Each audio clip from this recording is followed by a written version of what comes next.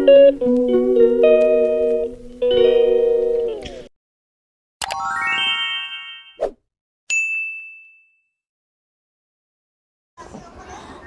Good morning বন্ধুরা, Momita kitchen and ব্লগে তোমাদের জানি স্বাগত। বন্ধুরা, আশা করি তোমরা সবাই ভালো আছো। তো আমিও খুব ভালো আছি। তো বড়দের প্রণাম আর ছোটদের অনেক অনেক ভালোবাসা জানিয়ে আজকের ভিডিওটা বন্ধুরা শুরু করছি। তো আজকের ভিডিও হলো চেন্নাই মেরিনা ব্রিজে গিয়ে আমরা কি করলাম। চেন্নাই মেরিনা ব্রিজে গিয়ে আমি তো পুরো পাগলই হয়ে গেলাম। তো একটা জিনিসের জন্য মেরিনা ব্রিজে যেতে খুবই কষ্টকর, কারণ অনেকটা বালুর চর দিয়ে হেঁটে যেতে হয়। প্রায় আমার থেকে তো প্রায় 2 থেকে 3 কিলোমিটারের মতো লেগেছে। মানে এতখানি রুট হেঁটে যাওয়া পসিবল হয় না। তো দেখো ব্রিজ কত দূরে আর আমরা কত দূরে আছি। তো এতখানি মানে রাস্তা আমাদের হেঁটে হেঁটে যাচ্ছিল। একদম নর্মাল রাস্তা হলে হাঁটা কোনো ব্যাপার না, কিন্তু বালু দিয়ে হাঁটা খুবই কষ্টকর। মানে বালু দিয়ে হাঁটাই যায় না। আর বালু কি বালু নর্মাল তো বালু না, তো একটা লিমিট আছে। তো মানে এরকম রাস্তা দিয়ে যেতে ভীষণই কষ্টকর হচ্ছিল। তারপর মা ছিল অসুস্থ। তো যাকে অনেক কষ্টে আমাদের প্রায় আধ ঘন্টার উপরে সময় লেগেছে এটা আসতে, কারণ আমরা অনেকটা রেস্ট করে মানে একটু হাঁটছি বা আবার থামছি, একটু হাঁটছি আবার থামছি, এইভাবে আমাদের আসতে হয়েছে বন্ধুরা। তো তারপর কষ্ট করে আমি এলাম। আর এর যে বীজ দেখে তো আমার পুরো কষ্টে আমার মানে শেষ হয়ে গেল। অ্যাকচুয়ালি বীজ আমার এত ভালো লাগে, মানে আমার পাহাড় আমার এত পছন্দ না, কিন্তু সমুদ্রটা আমার ভীষণই পছন্দকর একটা জিনিস। তো তারপর সেখানে, কারণ আমি চেন্নাই এসেছি একটাই সূত্রে, শুধু সমুদ্র দেখবো বলে, কারণ ভেলুরও তো সেরকম কোনো সমুদ্র নেই। আর আর পন্ডিচেরিও গিয়েছি শুধু সমুদ্র দেখার জন্য। অ্যাকচুয়ালি আমার বিচ আমার খুবই প্রিয়।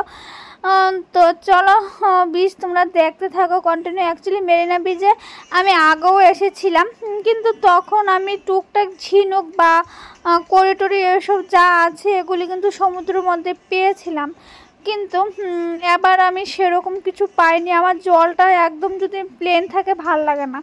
আর দুর্ভাগ্য বিশুদ্ধ আমি এখানে এসে চান করার মতো মানে একটু ইচ্ছা ছিল। অ্যাকচুয়ালি বিচের ধারে কাছে যদি হোটেল হয় তাহলে চান করতে ভালো হয় অ্যাকচুয়ালি। আর আমি বিচে অনেকবারই এসেছি, কিন্তু আমি কখনো না বিচে চান করতে পারিনি। এটা আবার জীবনের একটা আফসোস থেকে গেল। তো বিচে তো আসলাম, কিন্তু চান আর আমার দ্বারা হলো না। তো এবারও ভেবেছি যে চেন্নাই এসে বিচের কাছে সমুদ্র মানে হোটেল নেব, তারপর আমি সমুদ্র নেমে আমি চান করব। কিন্তু এটা আর বন্ধুরা আমার দ্বারা, এটা আমার স্বপ্নই রয়ে গেল। আর দেখো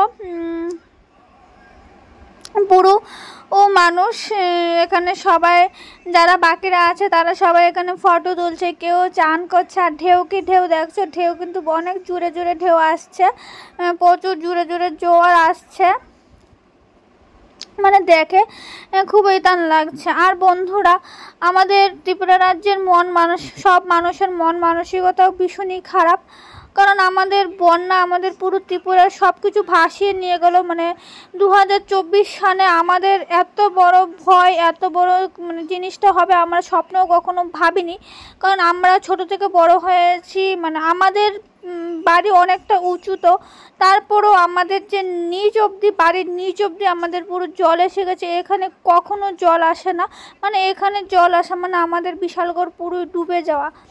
তো পুরোই ডুবে গিয়েছিল। তো বন্ধুরা, সব কিছু বন্যার ভিডিও টুকটাক করেছি। অ্যাকচুয়ালি এটা বন্যার ভিডিও করার মতো আমাদের মুভমেন্ট ছিল না। তো কালকে বিকালে পরিস্থিতি একটু শান্ত হওয়ার জন্য কাল একটু আমরা ভিডিও করেছিলাম। তো বন্ধুরা, সেটাই তোমাদের সাথে 2 দিন পরে আমি আপলোড করব।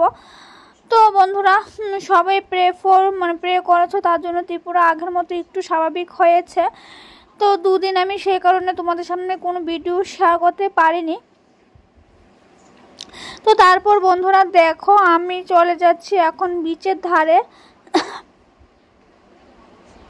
তো আমার সাথে মামি গিয়েছিল আর মামা গিয়েছিল। তারপর মা ওইখানে বসেছিল, তাই আমি বলছিলাম, মার কাছে ক্যামেরাটা দিয়ে গিয়েছিলাম, তাই বলছি এখানে বসতে হবে না, চলো আমার সাথে আসো। তো তারপর এখানে আমরা ফটো তুলছি। তো মামি আবার এখানে ঘোড়াটার সামনে দাঁড়ালো, তো দাঁড়াতে দাঁড়াতে আবার চলে গেলো। তো তাও আমি ফটোটা তুলে নিয়েছিলাম। আর দেখছো জোয়ার কত জোরে জোরে আসছে। তো তারপর আমি গেছি ফটো তোলার জন্য, আর ফটোগুলি ভিডিও লাস্টে তোমাদের সাথে বন্ধুরা আমি শেয়ার করে দিয়েছি। তারপর মা আর আমি ফটো তুলে নিলাম। আর এগুলি কিন্তু বন্ধুরা আমি ক্যামেরাম্যান দিয়ে ফটো তুলেছি। অ্যাকচুয়ালি মোবাইলে ফটো তুললে কি হয়, মোবাইলের ফটো মোবাইলের মধ্যে থেকেই যায়, মোবাইল থেকে আর বার এসব এইসব করা হয় না। আর দেখো তারপর দেখো বন্ধুরা সবাই কীভাবে স্নান করছে। আর আমার তো দেখে ভীষণই ভালো লাগছে, এখান থেকে আসতে ইচ্ছে হচ্ছে না। আর সমুদ্রের মধ্যে গেলে কি হয়, চুলগুলি একদমই নষ্ট হয়ে যায়, কীরকম একটা জানি লাগে, ভালো লাগে না। তো তারপর এখানে মামা মামিরা গিয়েছিল ফটো তোলার জন্য, তো ওদেরও কিছু ক্লিপ তুলে দিয়েছিলাম, ওদেরও ফটো আমি তুলে দিয়েছিলাম। ভিডিও লাস্টে তোমরা এগুলোও পেয়ে যাবে। আর আমাকে সব ক্যামেরাম্যানরা বলছিল ঘোড়ার মধ্যে উঠে একটা ফটো তুলতে। অ্যাকচুয়ালি আমি ঘোড়ার মধ্যে উঠে আমি ফটো তুলতে পারবো না, আমি ভয় পাই। তো তার জন্য আমি ঘোড়ার মধ্যে উঠে আর ফটো তুলিনি, আমি বলছি নর্মালভাবে তুলে দাও। তো ঠিক আছে, তারপর ওরা নর্মালভাবে আমাকে ফটো তুলে দিয়েছিল। একটা ফটো 50 টাকা করে নিয়েছিল, কারণ যেটা কয়েক বছর আগে আমি তুলেছিলাম সেটা আবার কিন্তু ইতান দিয়ে তুলেছিল, 20 টাকা করে তুলেছিলাম আমরা, অনেক ছোটো থাকতে 10 টাকা ছিল, কিন্তু সেই ফটো এখন আস্তে আস্তে কিন্তু বন্ধুরা 50 টাকা হয়ে গেছে। তো যাকে সে কথা বলে লাভ নেই।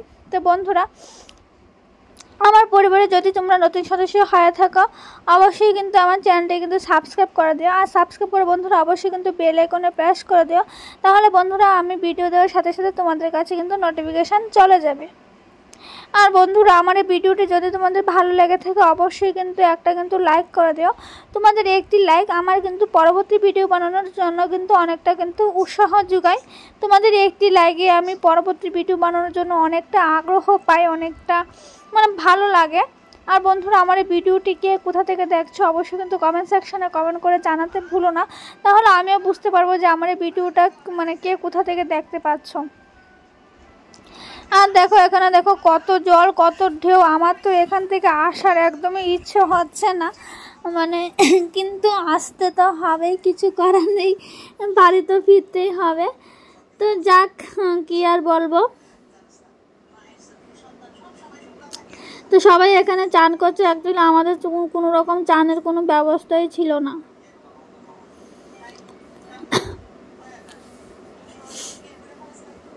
আর বন্ধুরা কার কার সমুদ্র ভালো লাগে সেটাও কিন্তু একদম কমেন্ট করে জানাবে।